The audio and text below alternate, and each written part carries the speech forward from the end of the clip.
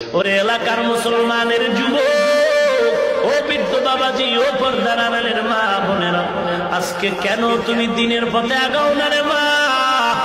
আমি হাফিজুর রহমানের মা, ও মা তুমিও একজন সন্তানের মা।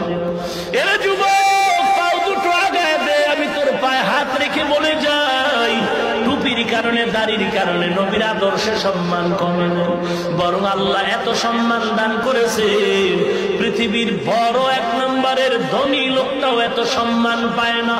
এর যুবক, আজকে তুই টুপি মাথায় দাও না কেন? বলে মাথা গরম। টুপি মাথায় দিলে মাথা গরম হয়? খোদার কসম, তোর থেকে বুঝ আমার কম না। লম্বা জামা পরলে শরীর গরম লাগে, কম বুঝি না রে বাবা। দাড়িটা রাখলে যৌবনের ভাব চলে যায়, তোমার থেকে কম বুঝি না। এরে বাবা, নামাজ পড়তে কষ্ট হয় শীতের দিন, তোমার থেকে কম বুঝি না। এরপরও কেন টুপি ফালাই না, দাড়ি ফালাই না, লম্বা জামা ফালাই না, নামাজ পড়ি, পর্দা করি? ওরে বাবা, দুনিয়ার সরকার আমগো টাকা দেয় না, না, বরং টুপির কারণে দাড়ির কারণে কত গালাগালি শুনতে হয়। এরপরও কেন টুপি ফালাই না আমরা বাবা?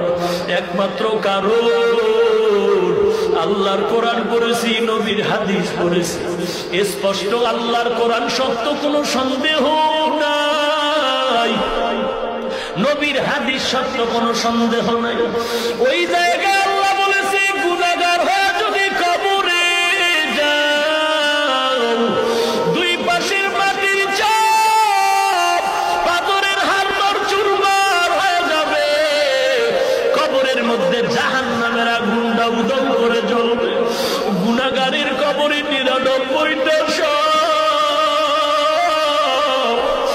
দিনের বেলা সূর্য, বিজ্ঞানীরা বলে জমিন থেকে ৯ কোটি ৩০ লক্ষ মাইল দূরে। ওই সূর্যের গরম, কিন্তু শীতের রাত, সূর্য নাই, এরপরও কেন গরম লাগে? আল্লাহর নবী বলে,